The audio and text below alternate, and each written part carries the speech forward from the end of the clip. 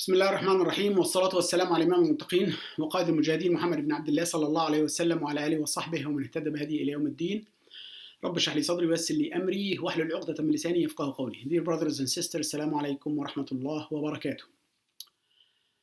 One more day in the month of Ramadan 2023, and today is the beginning of the last 10 nights in the month of Ramadan 2023. One hadith, one concept. حديث واحد مفيش غيره. And the hadith is very well known hadith because it's the most well known dua of the Prophet ﷺ during the month of Ramadan, and to be more specific during the last 10 nights of Ramadan, and to be more specific during the night of power. We all know that hadith, Allahumma innaka afu tuhibbul afwa afu anna. When Sayyidah Aisha came to the Prophet ﷺ and said, "O Prophet of Allah, ماذا أقول لو أدركت ليلة القدر؟ فقال قول يا عائشة اللهم إنك عفو تحب العفو فاعف عنا."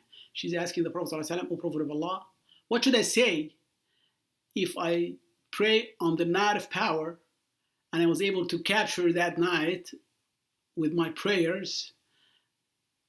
What kind of dua should I say?" So he said, "O Aisha, say, Allahumma innaka afu tuhibbul afwa fa'fu anna." Oh Allah, you are the afu and you love al-afwu, so apply afu to us. You notice here I did not translate al-afu or al-afu to forgiveness or forgiver. Some ulama said it's the same, but it's not. The majority of ulama said it's not, because there is two different names for Allah, and the 99 name, Al-Ghafur and Al-Afu, the forgiver and the Afu. So there is a difference. To make it so quick, let me tell you the difference between Afu and forgiver.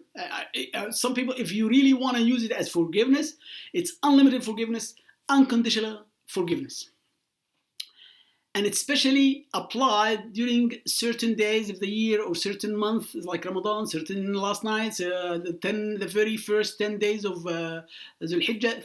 It's not every day. Al-Afwu is not every day. Forgiveness is every day, but Al-Afwu is not every day in the year.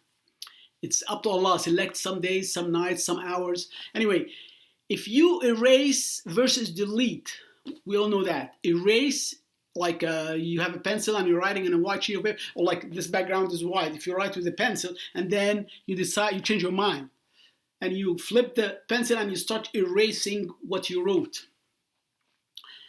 Anyone looking at that white background or a white sheet of paper would say, "Oh yeah, there is nothing, it's a blank," but you will be able to trace some marks on probably somebody wrote something and erased it. You'll be able to figure it out. That's erasing. On the other hand, when you delete, you're writing on the computer and then you delete, before you print, you just wrote one line and then you delete it, then you print a white sheet of paper. No way, even if you are the most professional computer scientist, there's no way to tell that this white paper has line before deleting. So that's the difference between delete and erase, and that's the difference between forgiveness and afu. Forgiveness, Allah will read your records in your file of bad deeds on the day of judgment. Then at the end, they said, "Allah, you are forgiver. I forgive you." So Allah forgives the person, but He's going to go through the reckoning process. Going through, on such and such day, you did such and such act. In such and such day, you did the such and such act. And everybody's listening. So that's by itself is a punishment. But at the end, you are forgiven and you're going to enter Jannah, inshallah.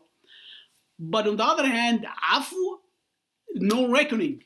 You are going to go to Jannah right away without any hisab, without punishment. There is so many things to say about this subject. But anyway, let me conclude with there is a hadith. It's a long hadith, but I'll tell you the beginning and at the end. You can search it if you want. Google search it. The Prophet ﷺ said, "عُرَضَتْ عَلَيَّ الْأُمَمْ يَوْمَ الْقِيَامَةِ." The nations will be presented to me on the day of judgment. And it's just in case if you want to Google search it. The nation will be presented to me on the day of judgment. At the end of the hadith, the Prophet ﷺ said, وَمَعْهُمْ 70,000 يَدْخُلُونَ الْجَنَّةَ بِغَيْرِ حِسَابٍ.